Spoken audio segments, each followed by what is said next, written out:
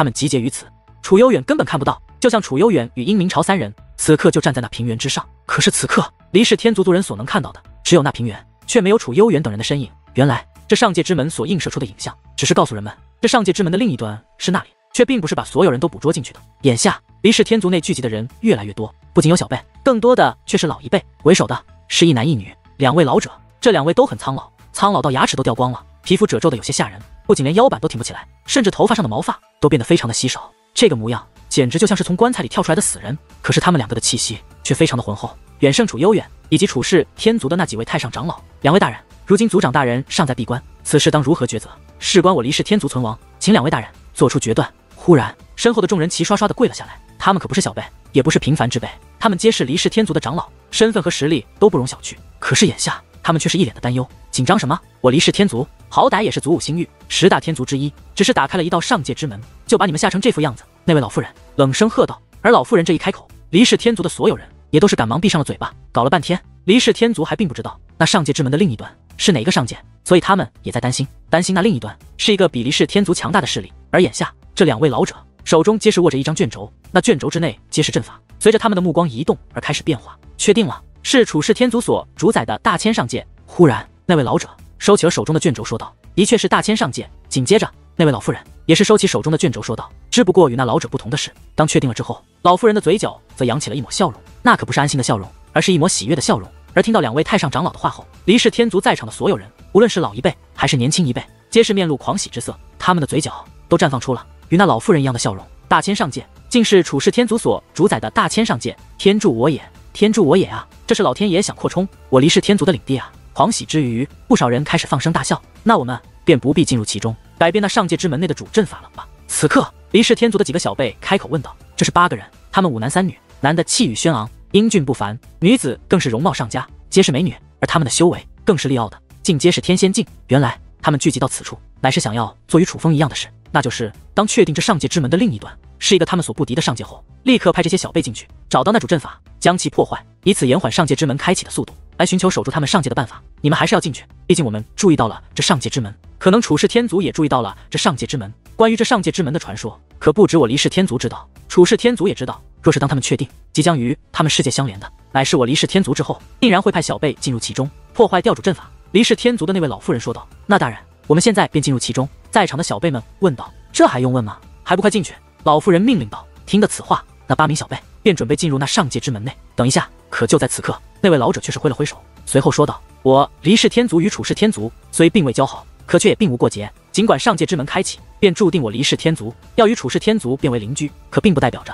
我离世天族就要去霸占楚氏天族，所以顺其自然吧，顺其自然。可是听得此话，那老妇人则是嘴巴一歪，随后说道：这样大好的机会，难道要错过不成？好机会，不知是什么好机会？离世天族的老者问道。自然是占领大千上界，扩展我离世天族领土的好机会。老妇人说道。为何一定要扩展领土？本就是2方上界，各自为政有何不妥？难道就必须要分出个胜负？老者问道。各自为政，你这还真是好心态。试问，若是此刻那上界的另一端不是大千上界，而是强过我离世天族的上界，对方可否愿意各自为政，放过我离世天族？老妇人问道。对方如何是对方的？不代表我离世天族就应该如此。老者说道。哼，你可真是妇人之仁。老妇人很是不悦，随后对那几个小辈说道。愣着干什么？还不快进去！等一下，老夫允许你们进去了吗？可是老妇人话音刚落，老者便再度开口。你到底想做什么？此刻老妇人竟然大怒，对着老者怒吼起来。就算楚氏天族小辈进入其中，破坏了主阵法，也只能延缓上界之门开启的速度，却无法关闭这上界之门。所以2个世界相连已是板上钉钉的事实，没有人可以改变。所以你让他们进去，乃是多此一举。况且到底要不要征战大千上界，还要等族长大人来做定夺，你无权决定这一切。老者说道。那若是错过了攻打大千上界的机会，这个责任你可负得起？老妇人问道。老夫负得起。老者说道。你负得起个屁！老妇人竟然大骂一声，看来她真的是被老者气坏了。随后她再度看向那8名小辈，说道。我对你们说，让你们进去，阻止楚氏天族小辈破坏掉上界之门的主阵法，你们难道没有听到吗？这一刻，那8名小辈看向了那位老者，面露为难之色。此事我们都无法定夺，不如让所有长老投票定夺吧。同意进入其中的便向前踏出一步，我们少数服从多数。老者似是不想让那些小辈为难，便出此下策。而他此话一出，在他们身后跪着的长老之中，竟然有90%的人都向前踏出了一步，竟然只有1%的人觉得不应该进入上界之门之内。哈哈，这下你还有什么话可说？见此情形，老妇人顿时大喜，而老者则是面容不悦，很是无奈地叹道：你们真是愚钝！太上长老大人，若是遇到处世天族的小辈，我们应当如何？”此刻，8名小辈之中，一位实力最强的男子开口对那老妇人问道：“大战在即，不必留情。若遇到处世天族小辈，杀无赦。”老妇人说道：“不妥。”老者开口说道：“听我的。”老妇人喝道：“遵命！”那8名小辈齐声应道。当那些长老表明态度之后，再度面对2位太上长老不同的抉择，他们则是不约而同的选择了听从老妇人的话。你们真是愚钝！见此情形，老者甚是不悦。而此刻，那8名小辈则不再犹豫，施礼之后便纷纷换身，向那上界之门飞掠而去。若是遇到处世天族小辈，击退便可，不得下杀手。可就在这时，一道女子的声音却是忽然自不远处传来。顺声观望，只见一名女子正站在不远处。这名女子身穿红色长裙，留着一头黑色长发，那发丝之长竟然落在裙摆之下，与裙摆一样随风飘动。而此女之面容更是堪称绝美，在此女面前，在场的所有美女都是变得黯然失色。而若仔细看来，这名女子的面容竟然与黎月儿有着几分相像。黎若初，你是什么身份，竟敢忤逆我的命令？老妇人很是不悦地说道。原来此女便是黎月儿的姐姐黎若初。前辈晚辈不敢忤逆您的命令，只是劝您三思而后行。如今虽然2方上界将要开启，可是与处世天族是敌是友，却尚且不知。您这一开口，就让我族小辈对处世天族小辈下杀手，这不是摆明了要与处世天族开战吗？黎若初说道。开战就开战，我黎氏天族怕他处世天族不成？老妇人不屑一顾。前辈您就那么确定我黎氏天族能胜得过处世天族？先不说那楚汉仙之事生死不明，还并未确定他就是死了，单说那楚轩辕现如今还活着吧？黎若初说道。黎若初此话一出，小一辈的脸色并无变化，可是在场的长老们脸上竟或多或少的涌现出了忌惮之色。老夫所担心的也正是此2人。那位老者说道。哼，一个早就死了多年之人，一个被处世天族驱赶出家族被关押起来的废物，你们居然还如此忌惮？那老妇人依旧不屑一顾。前辈该提醒的晚辈都提醒了，到底怎么决断还是您说的算。黎若初淡淡的笑道。听得此话，老妇人的脸色很是不悦，但是最终她还是大袖一挥道：罢了罢了，若是遇到处世天族小辈击退便可，也好让他回去通报一声，让他知道我黎氏天族不是他处世天族可以比拟的。遵命。8位小辈应下之后，便向那上界之门飞掠而去。黎氏天族的8名小辈进入上界之门后，便快速的向上界之门的深处飞掠而去。那黎若初怎么如此大的分量？他回来后不仅将黎月儿召回族内，还将黎月儿送入了我黎氏天族30年才开启一次的修炼大阵之内。要知道那可是唯一的名额，并且30年才有一次争夺的机会啊！现在他竟然几句话就连太上长老都改变了心意，这样下去还有我们的好日子吗？其中一名女子很是不悦地说道。看来他们也都意识到，尽管那位老妇人改变命令后也是振振有词，可实际上她是受到了黎若初的影响，所以才改变了命令的。你在担心黎月儿崛起后他报复你吧？这也怪不得别人，谁让黎明死后你把黎月儿欺负得那么狠的？为首的那名男子笑道。我可不是担心这个，我只是不明白，那黎若初在太上长老面前也只是一个晚辈，为何在我黎氏天族有着如此大的能量？那名女子愤愤不平地说道。不因别的，只因为她是黎若初啊，我黎氏天族最强的天才，她如今还不到200岁，却已是2品尊者，这还不足以说明她的实力吗？你若是在她的年纪具有她的实力，你在族内也会具有如此分量的话语权。为首的男子说道。女子轻哼一声说道。她的天赋再强，也迟早会被离岸之所超越，那是自然，毕竟离岸之大哥可是祖武10星之一，那可是整个祖武星域最强的是个小辈，以他的天赋超越黎若初只是时间问题。此刻一出，立刻赢得了其他小辈们的赞同。你们可不要忘记，黎明未死之前，我黎氏天族的最强小辈是黎明，可不是离岸之。况且祖武10星这个称号，黎若初年轻的时候也曾拥有过，并且他但是还是祖武10星之首。为首的男子说道。右兵大哥，你这是长他人志气，灭自己威风，你怎就知道离岸之大哥日后不会成为祖武10星之首？你怎就知道离岸之大哥日后不会超过那黎若初？最先开口的女子说道。是啊，右兵大哥，你说我们欺负黎月儿，就像是你没欺负过她一样。若是黎月儿以后崛起，对你来说也不是一件好事。你怎么说话，处处向着他们呢？与此同时，在场的其他小辈也是纷纷说道。我自然清楚，黎月儿与黎若初乃是我们的敌人，暗之弟弟才是我们的希望，可也要就事论事，不能异想天开。可就事论事的说，黎明当年的天赋的确要强于暗之弟弟，准确来说，黎月儿的天赋也很恐怖，这也是当初我为何挤兑那黎月儿的原因，为的就是不让她在族内成长。现在黎若初没死，并且还回到了族内，黎月儿有黎若初撑腰，崛起已是必然之事。就像这上界之门开启，我黎氏天族注定要吞并他处世天族一样，所以我奉劝你们，与其继续与黎月儿为敌，倒不如与他尽快和解。为首的男子说道。难怪自从黎若初回来后，右兵大哥你就一直去找黎月儿和黎若初，有意讨好他们姐妹2人。只是右兵大哥，你太高估他们了吧？你难道不知道你的所作所为已经让离岸之很是不快吗？你这样下去，离岸之定然会与你疏远的。是啊，右兵大哥，他们姐妹再强，又怎强得过离岸之？离岸之的背后，可是依我看，好自为之的是你，而不是我们。对于那男子的话，在场的其他小辈却是不以为然，反而纷纷拳起为首的男子。而对于众人的劝解，男子却是淡淡一笑，随后说道：该说的我都说了，怎么决定由你们吧。前面有人。可是忽然间，那男子目光一动，指着前方大喝一声。而这一刻，离氏天族的所有小辈也都是认真的望向前方，这才发现，在他们的前方有着一座大阵，那应该就是这上界之门的主阵。可是此刻在那主阵的方向，却有着一道身影正在向他们走来，那是楚氏天族的小辈。此刻，离氏天族的小辈心中皆是泛起了嘀咕：你是何人？忽然，离氏天族那位为首的男子大声问道。相比于和同族小辈交谈时的温婉，此刻那名为首男子的语气不仅变得傲气十足，其中更是充满了霸道之意。可是面对离氏天族，那名男子充满威胁之意的呵斥，那名迎面而来之人却是不以为然。他忽然止步，随后只见其大袖一挥，一道结界之力便向那些小辈飞掠而来。看到那结界之力，离氏天族的小辈皆是神经一紧，想不到对方会直接出手。可是很快他们意识到，那并非是攻击，况且就算是攻击也伤不到他们。而终于，那道结界之力停了下来，竟在他们的前方变成了一道界限。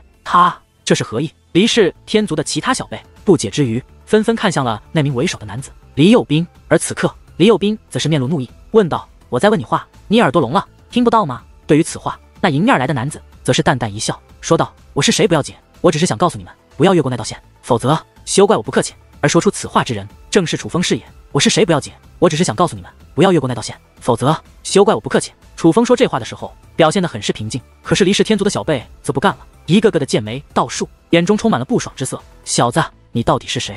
竟敢这般与我们说话？你可知道我们是谁？有人问道。我自然知道你们是谁。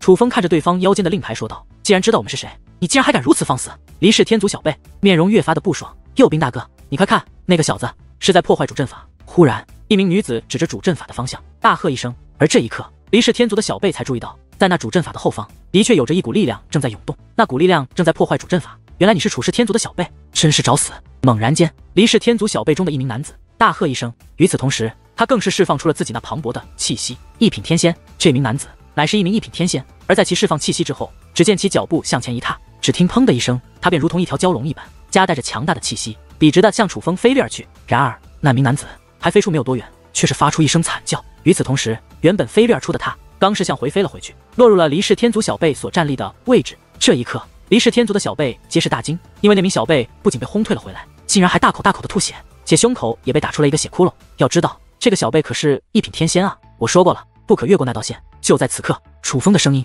却再度响起，是他。当楚风此话响起之后，离氏天族的小辈才忽然想起，身在此处能够对他们出手的，也唯有这个不知来路的家伙了。可是为何在对方出手之际，他们连对方的修为都感受不到？狂妄之辈，我倒要看看你到底有多大本事！就在此刻，离氏天族内一个2品天仙的小辈大喝一声，随后他便如离弦之箭一般向楚风飞掠而去。对于他的叫骂，楚风起初理都不理，就像是没有听到他所说的话一般，表现得非常的平静。可是当其越过楚风所画的界限之后，楚风却是脸色一变，大袖一挥，一股磅礴的武力便以极快的速度向那位飞掠而去，直接将那位轰退了回来。果然是他，先前人们没能看清，可是这一次离氏天族的小辈则是看得清清楚楚，的确是楚风出的手，是楚风将他们击退的。可是为何他们明明看到了楚风出手，却感受不到楚风的修为？此刻，先前还一脸嚣张的离氏天族小辈脸上皆是涌现出了惊恐之色，他们不敢再贸然向前，反而是向后退去，尤其是女子们竟然纷纷躲到了男子身后，生怕楚风对他们如何。眼下离氏天族的小辈在忌惮楚风的同时，都将目光凝聚在了那名叫做黎佑斌的男子身上。黎佑斌虽然不是他离氏天族最强的小辈，可却是他们之中最强的。这一刻，黎佑斌意念一动，顿时衣衫飘动，此一刻，这方天地内都是产生了微妙的变化。是黎佑斌，黎佑斌他已然释放出了自己的气息，他似是想用自己的气息来试探楚风的深浅。而这个黎佑斌倒也的确不是寻常之辈，他竟然有着3品天仙的气息，这样的修为足以藐视大千上界的所有小辈。可是楚风明明可以清晰地感受到这黎佑斌的修为，可是楚风却依旧面色不改。不仅面色不改，楚风还淡淡的说道：你们不是我的对手，我也不想伤害你们，所以还是按我说的做，否则……话罢，楚风便看向了先前那2名越过界限却又被自己击退的2人，说道：他们2个便是你们的下场。听得此话，那黎佑斌则是冷哼一声，随后他的手腕一转，掌心便出现了一把蓝色的长枪，那是一把半成仙兵，品质非常之高，乃是半成仙兵中的极品之作。此半成仙兵一出，黎佑斌的战力顿时增强许多。然而他并未就此罢手，黎佑斌意念一动，在其额头之上便涌现出一道天字天级雷纹。当天级雷纹出现之后，黎佑斌的气息更是得到提升，从3品天仙提升到了4品天仙的地步。现在跪地认错，饶你一条狗命。黎佑斌对楚风说道：你现在跪地求饶，我放你安然离去，否则就算你不越过那道线，我也要你好看。楚风说道：放肆！听得此话，黎佑斌勃然大怒，手持向半成仙兵便向楚风飞掠而去。可就在黎佑斌靠近楚风之际，只见楚风意念一动，忽然雷芒涌动，下一刻黎佑斌竟同那2位离世天族的小辈一样倒飞了回来。而当他被离世天族的小辈接住之后，黎佑斌竟如同离世天族的另外2位小辈一样，口中吐血，气息卑微，已然身负创伤，并且那伤势比那2位还要严重。此刻，离世天族的小辈再度看向楚风，顿时神色大变。此刻的楚风额头之上已是出现一个神字，那是他的雷纹。怎会是神字？他的修为是5品天仙，莫非他的真实修为是4品天仙不成？不，重点不是他的修为，而是他额头之上的神字。他是天级血脉拥有者，可他怎么会有神字的雷纹？莫非他修炼了传说中的神罚玄功？此刻，离世天族的小辈们看向楚风的目光中，忌惮之色越来越浓。竟然修炼了神罚玄功！你应该不是楚氏天族族人，你到底是谁？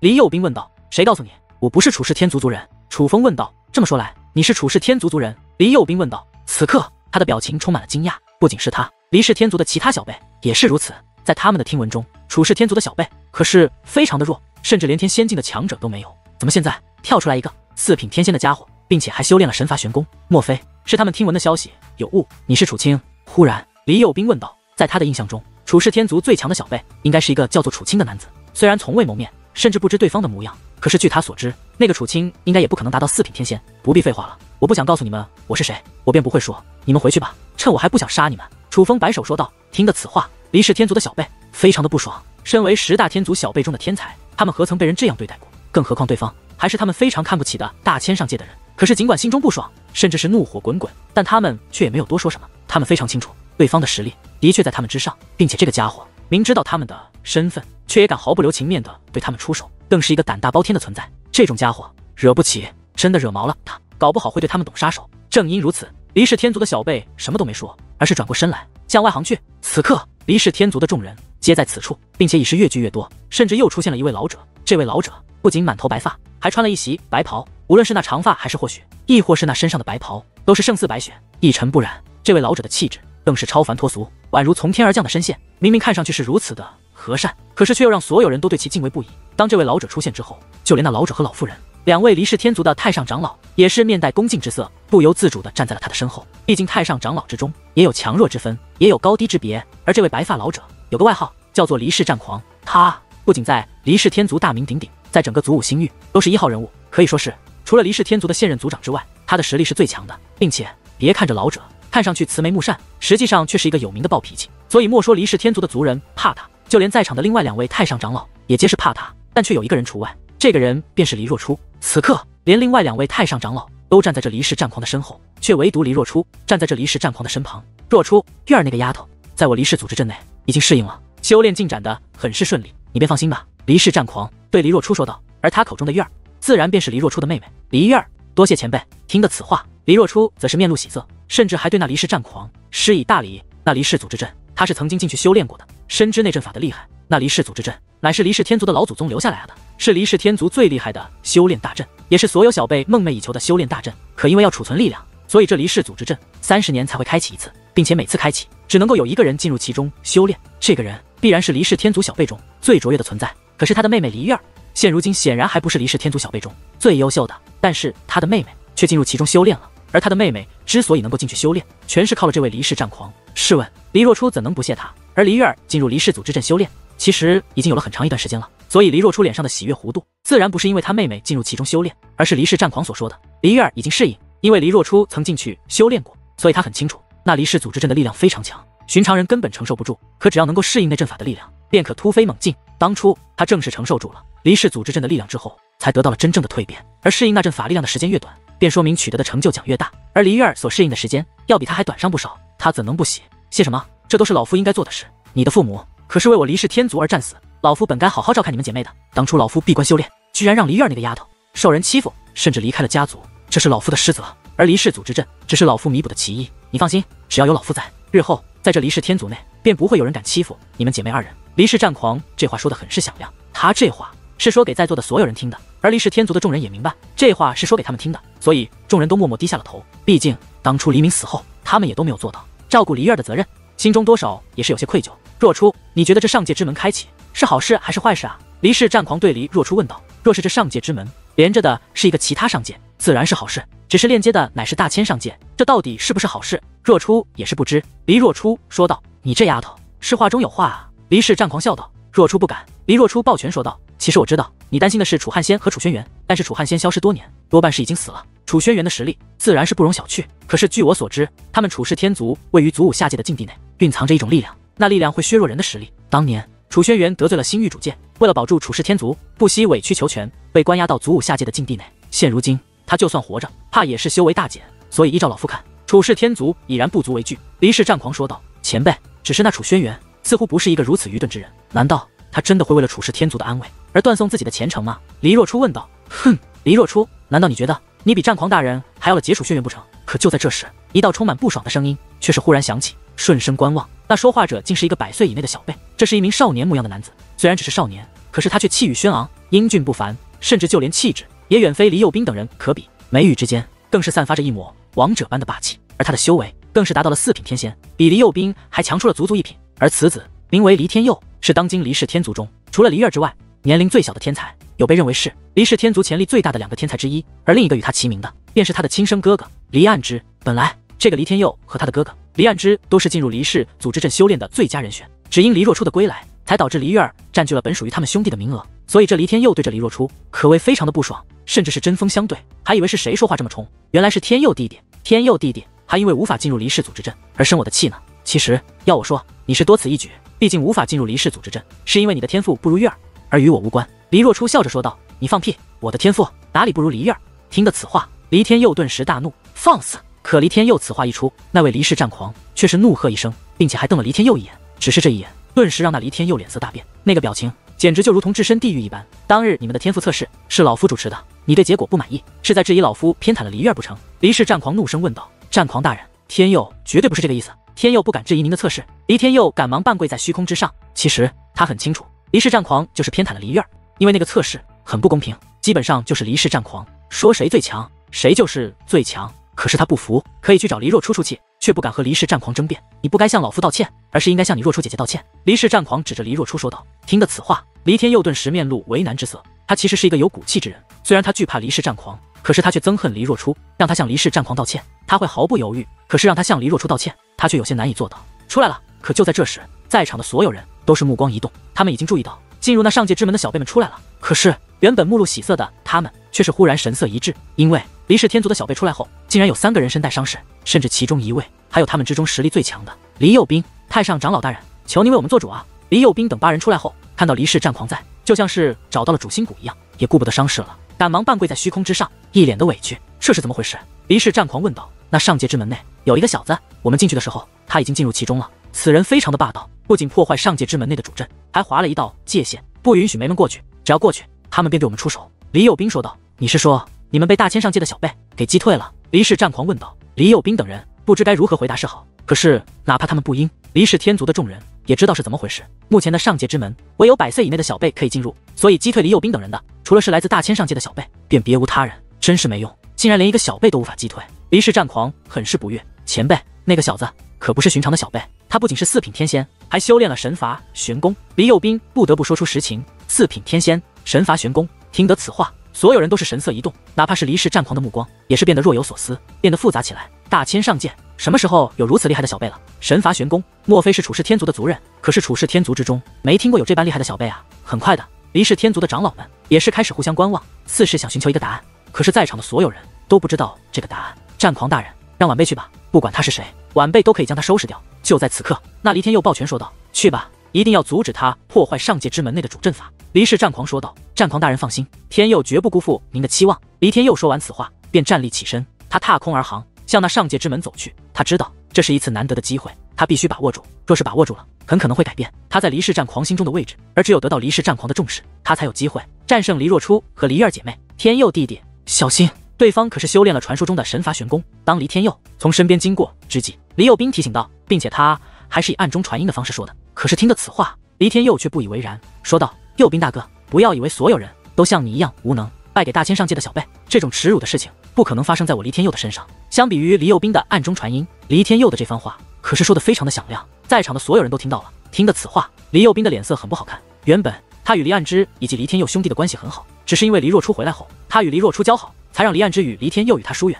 可是疏远归疏远，黎天佑此刻所说的话，在所有人来说都是有些过分了。毕竟曾经关系那么好，现在却这样羞辱，的确不太妥当。可是黎天佑不仅没有觉得不妥，说完此话后，反而一脸的大快人心。这才身形一纵，跃入上界之门内。黎天佑进去了，可是黎氏天族的众人却是一脸的凝重。战狂大人，您觉得那个击退右兵他们的小辈会是谁？那位同为太上长老的老妇人开口问道。应该不是大千上界的人，黎氏战狂说道。而他此话一出，在场的不少人都是纷纷点头。对于黎氏战狂的这个说法，他们都是非常的认同。战狂大人，那个小子虽然没有明确的说他是处氏天族之人，可是从他的话中之意来看，他似乎就是处氏天族的族人。黎右兵说道。竟是处氏天族的族人？你此话当真？那位老妇人问道。大人，不敢确定，可是那小子的话中之意的确是这样的。黎右兵说道。可是处氏天族之中怎么会突然冒出一个这么厉害的小辈了？这简直从来就没听说过呀！莫非是处氏天族故意隐藏了一个天才，暗中培养不成？这一刻就如同炸开了锅一般，黎氏天族的这些长老们也都是有些站不住了，因为这个消息对于他们来说绝对不是好消息。一时之间，人们猜测纷纷，猜测这个处氏天族内的天才到底是何方神圣。可就在这时，一声惨叫忽然自上界之门的方向传来，顺声观望，一道身影自其中飞掠而出，而此人正是刚刚进去不久的黎天佑。只不过黎天佑早已没了刚进入时的潇洒风度，此刻的他不仅衣衫破烂，更是浑身是血。他所受的伤比黎右兵还要严重的多，这是真正的重创。这竟然连天佑都败了！见到这一幕，黎氏天族的所有长老都是目露不安。黎天佑虽然不是他黎氏天族最强的小辈，可是却是他黎氏天族天赋极高的小辈，4品天仙境，几乎没人是他的对手。可是现在他居然败了，这足以说明那位的实力比这黎天佑还要强的多。天佑弟弟，你没事吧？是黎右兵最先接住的黎天佑，看着如此重创的黎天佑，他心中的怒气已然消散，取而代之的乃是关心与心疼。毕竟他们曾经关系那么好，他有是真的把黎天佑当弟弟看的。滚开，少毛哭耗子假慈悲！可是黎天佑不仅不领情，反而狠狠地将黎右兵推开了。黎天佑转过身去，望着那上界之门，狠狠地说道：“你记住了，不管你是谁，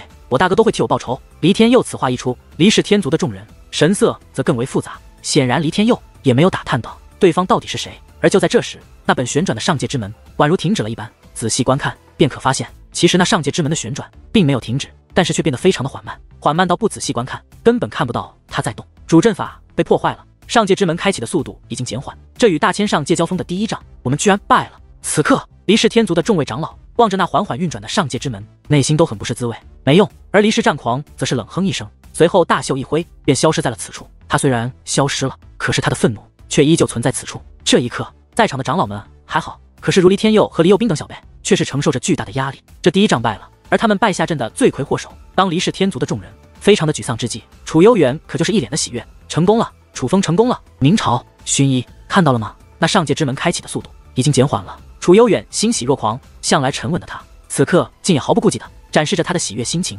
楚风那小子从来就没让人失望过。而此刻，殷明朝与子薰衣也是一脸的得意。虽然年龄差距很大，可是在他们二人心中，楚风却如亲弟弟一般。所以别看他们不是处氏天族的族人，处氏天族的存亡与他们关系也不大，可是此刻他们脸上的喜悦之情丝毫不输给楚幽远，因为他们以楚风为骄傲。前辈，我成功了！而就在这时，楚风也是自那上界之门飞掠而出，来到了楚幽远的身旁。楚风，怎么样？可还顺利？有见到黎氏天族的小辈吗？楚幽远关心地问道。尽管此刻的楚风安然无恙，但是他还是想知道具体的经过。而楚风倒也没有隐瞒，把他在上界之门内所遭遇的一切一五一十的全部告诉了楚幽远。楚风，虽然你这次击败了黎氏天族的9个小辈，可却也不能掉以轻心。黎氏天族的小辈绝对没你想的那么简单。现在虽说黎氏天族的强者没办法通过上界之门进入我大千上界，可是小辈们却是可以的。依我看，他们随谁都可能来找你的麻烦，而若是来的真的是黎氏天族最顶尖的天才，我们这些老一辈也不好出手。首先，身份上不容许我们以大欺小；其次就是，若真的杀了黎氏天族最顶尖的天才，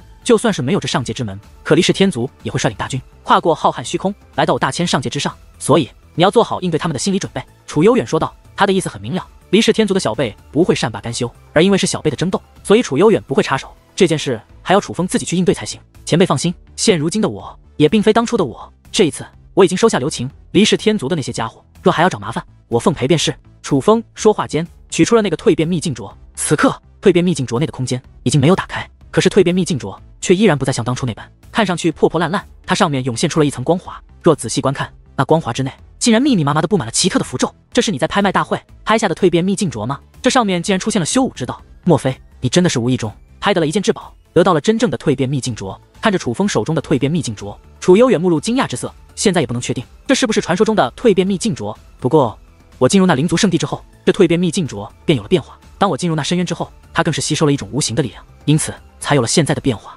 只是可惜那里面有可怕的东西，我不敢再继续下潜，否则它的变化绝对不止如此。楚风说道。无妨，这样已是很好。这至少证明他的确是一件至宝，并且别看这其中的修武之道不是很强，可是对现如今的你应该是有帮助的。楚悠远说道。晚辈也是这样想的，所以晚辈决定先突破修为，突破到5品天仙，然后再好好领悟一下这手镯上面的修武之道，看看有没有机会突破到6品天仙。若是能够突破到6品天仙，就算离世天族的小辈找上门，晚辈也不怕了。这是这样一来，怕是无法赶上天骄大会了。楚风说道。无妨，天骄大会的胜负对于你现在来说根本不重要，因为大千上界的小辈都不具备与你争锋的资格。你现在真正的对手是离世天族的小辈。楚悠远说道。楚风点了点头，其实他现在也觉得天骄大会参不参加已经无所谓了，因为他的修为摆在这里，只要有人看到便知道他楚风强过大千上界的所有人。况且楚风当初想要参加天骄大会，是想向楚氏天族证明自己，现在的这种情况已经无需通过天骄大会来证明自己了。他需要做的是向楚氏天族讨回公道，而他提升修为其实不仅仅是为了对抗离世天族，同样也是对抗楚氏天族。如果他的修为真的能够提升到6品天仙，那么楚氏天族到底还要不要难为他，怕是也要思考一下了。毕竟这样的潜力理当培养，而不是扼杀。随后楚风便开始闭关修炼，他早就领悟了突破到5品天仙的契机，而神罚的力量虽强，但楚风却已经渐渐适应，所以他很快便从4品天仙突破到了5品天仙的境界。随后楚风又开始领悟那蜕变秘境镯上面的修武之道，这修武之道需要领悟，并且难度很大，这的确耗费了楚风一些时日，但最终楚风还是成功的领悟到了一部分，且只是这一部分便让楚风成功的从5品天仙提升到了6品天仙。然楚风并未满足于此，因为他只是领悟了一部分，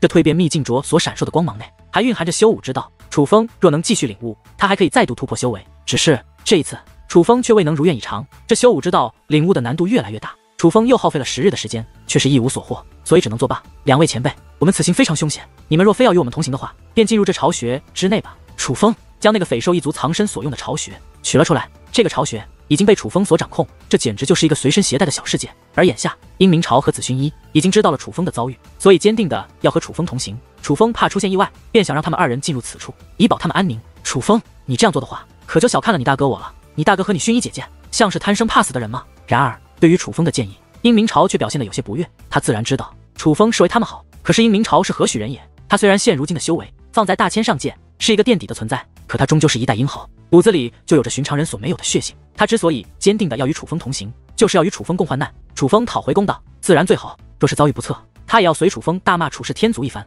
再与楚风一同去死。前辈，我并无他意，我只是楚风还想解释，可就在此刻，楚悠远却是摆了摆手，对楚风说道：楚风，不必如此，此行我不仅要替你讨回公道，还会保你们安宁。楚悠远说此话的时候，脸上挂着绝对淡淡的笑容，看到那抹笑容，楚风则是心中一动，他意识到这不是寻常的笑容，这是绝对的自信。楚悠远有着这个信心。此刻楚风也不再多说什么，将那匪兽一族的巢穴收回，放入乾坤袋后，淡淡一笑，说道：其实我们4人同行也是我所想的，哈哈，这样就对了，咱们一起走，这才有趣啊。殷明朝爽朗的大笑起来，随后楚风便向楚氏天族的方向前去。当楚风等人来到楚氏天族的入口处后，才发现现在楚氏天族的入口处可谓人满为患，比以往还要热闹得多，并且星陨圣地、极乐谷、道皇宫、鬼宗殿以及大千上界所有强大的势力的身影四处可见。看来是因为某种原因，天骄大会延迟了。楚风，咱们来的正是时候，天骄大会这场好戏咱们赶上了，这样正好，老夫今日就当着大千上界所有英豪的面替你讨回公道。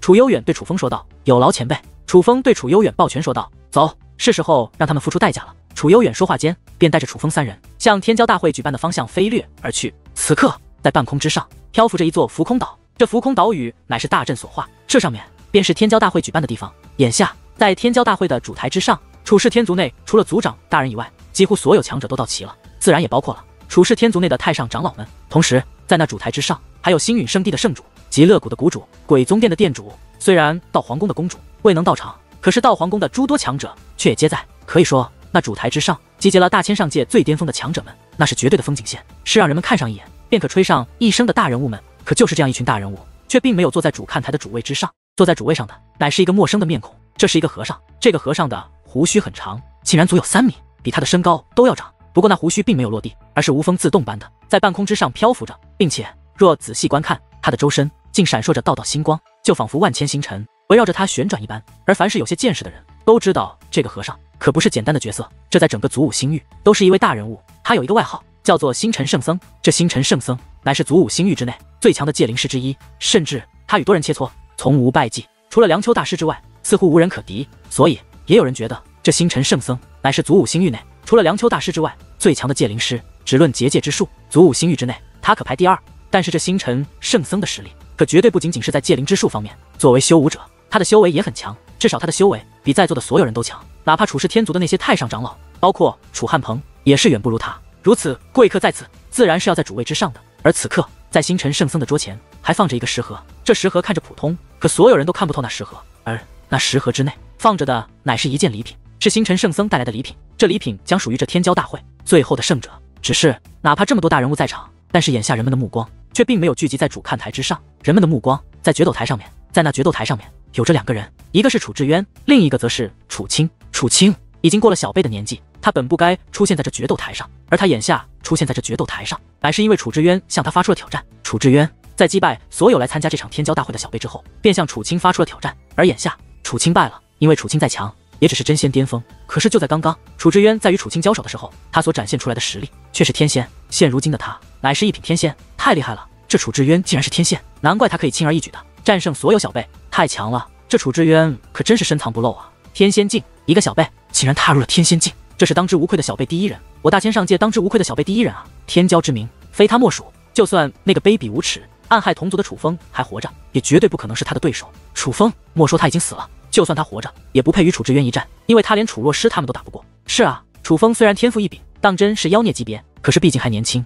修为太弱了，就算活着，也绝不可能是楚志渊的对手。我大千上界有楚志渊这样的小辈，日后必然要崛起啊！当看到了楚志渊的修为之后，整个看台上面，无论是楚氏天族的族人，还是其他势力的围观者，都是对楚志渊赞不绝口。楚志渊一直隐藏实力，直到天骄大会开始，他才崭露头角。所以对于人们来说，楚志渊是绝对的黑马。这一路看下来，楚志渊实在是给了人们太多的惊喜。现在在人们心中的地位已然达到了极高的水平。志渊兄，恭喜你，竟然达到了天仙境！楚青虽然败了，并且伤得很重，可是他却并没有一丝怨念，反而嘴角带笑，向楚志渊道贺。只是面对楚青的道贺，楚志渊却是不屑的一笑，很不领情。对于这一幕，楚青似乎早有预料，他也没有太多反应，而是拖着重伤的身体走下了决斗台。诸位，有一件事还要与大家说一下，此事关系到我大千上界存亡，所以还请诸位安静一下，听老夫说完。就在此刻，身为楚氏天族第2强者的楚汉鹏忽然站起身来。楚汉鹏此刻一脸的凝重，他这样的表情加上他所说的话，让人们意识到他将要说的事情可能非常的严重。想必大家都听说过